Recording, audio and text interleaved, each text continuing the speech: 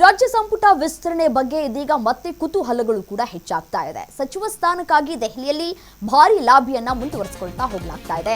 ಇವತ್ತು ಮತ್ತೆ ಡಿಕೆ ಶಿವಕುಮಾರ್, ಸಿದ್ದರಾಮಯ್ಯ ದೆಹಲಿಗೆ ದೌಡಾಯಿಸಲಿದ್ದಾರೆ.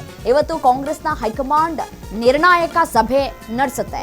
30ಕ್ಕೂ ಹೆಚ್ಚು ಕಾಂಗ್ರೆಸ್ ಶಾಸಕರು ದೆಹಲಿಯಲ್ಲಿಯೇ ಬೀಡು ಬಿಟ್ಟಿದ್ದಾರೆ.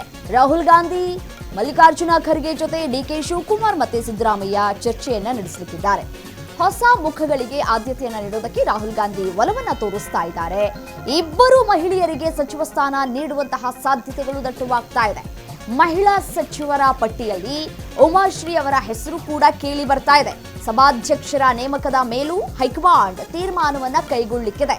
ಎಚ್.ಕೆ. ಪಾಟೀಲ್, ಬಿ.ಆರ್. ಪಾಟೀಲ್ ಹೆಸರುಗಳು ರೇಸ್ನಲ್ಲಿದೆ, ಅಂದ್ರೆ ಮುನ್ನೆಲೆಗೆ ಬರ್ತಾ ಇದೆ. ಸೊ ಹಾಗಾಗಿ ಕುತೂಹಲಗಳು ಕೂಡ ಸದ್ಯಕ್ಕೆ ಹೆಚ್ಚಾಗ್ತಾ ಇದೆ. ಮುಖ್ಯಮಂತ್ರಿ ಡಿ.ಕೆ. ಶಿವಕುಮಾರ್ ಮತ್ತೆ ಮಾಜಿ ಮುಖ್ಯಮಂತ್ರಿ ಸಿದ್ದರಾಮಯ್ಯ ಹಾಗೂ ಕೆಪಿಸಿಸಿ ಅಧ್ಯಕ್ಷ ಬಿ.ಕೆ. ಹರಿಪ್ರಸಾದ್ ಅವರು ಇವತ್ತು ದೆಹಲಿಗೆ ತಮ್ಮ ಪ್ರಯಾಣವನ್ನ ಬೆಳೆಸಲಿಕ್ಕಿದ್ದಾರೆ. ಲೋಕಸಭೆಯ ಪ್ರತಿಪಕ್ಷ ನಾಯಕ ರಾಹುಲ್ ಗಾಂಧಿ ಮತ್ತೆ ಎಐಸಿಸಿ ಅಧ್ಯಕ್ಷ ಮಲ್ಲಿಕಾರ್ಜುನ ಖರ್ಗೆ ಅವರನ್ನ ಭೇಟಿ ಮಾಡಲಿಕ್ಕಿದ್ದು, ಈ ಸಭೆಯಲ್ಲಿ ಸಚಿವ ಸಂಪುಟ ವಿಸ್ತರಣೆಗೆ ಅಂತಿಮ ಒಪ್ಪಿಗೆ ದೊರೆಯುವಂತಹ ನಿರೀಕ್ಷೆಗಳು ದಟ್ಟವಾಗಿದೆ. ಬೆಳಗ್ಗೆ 11:30ಕ್ಕೆ ಸಭೆ ನಿಗದಿಯಾಗಿದೆ. ಈ ಸಂದರ್ಭದಲ್ಲಿ ಸಚಿವರ ಪಟ್ಟಿಗೆ ಅಂತಿಮ ಮುದ್ರೆ ಬೀಳುವಂತಹ ಸಾಧ್ಯತೆ ದಟ್ಟವಾಗಿದೆ. ನೋಡಿ, ಇತ್ತೀಚೆಗೆ ಮೂವರು ನಾಯಕರು ಪ್ರತ್ಯೇಕವಾಗಿ ರಾಹುಲ್ ಗಾಂಧಿ ಅವರನ್ನ ಭೇಟಿ ಮಾಡಿ ತಮ್ಮ ಅಭಿಪ್ರಾಯಗಳನ್ನ ಕೂಡ ವ್ಯಕ್ತಪಡಿಸಿದ್ರು.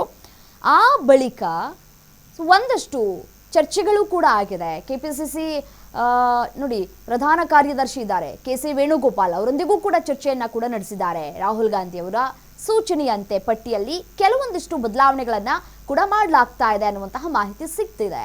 ಸೊ ಪಕ್ಷದ ಚುನಾವಣಾ ತಂತ್ರಗಾರ ಸುನಿಲ್ ಕನುಗೋಲು ಅವರ ಸಲಹೆಯ ಮೇರೆಗೆ ಸಚಿವ ಸಂಪುಟಕ್ಕೆ ಹೊಸ ಮುಖಗಳಿಗೆ ಇಲ್ಲಿ ಆದ್ಯತೆಯನ್ನ ನೀಡುವುದರ ಬಗ್ಗೆ ರಾಹುಲ್ ಗಾಂಧಿ ಒಲವನ್ನ ತೋರಿದ್ದಾರೆ.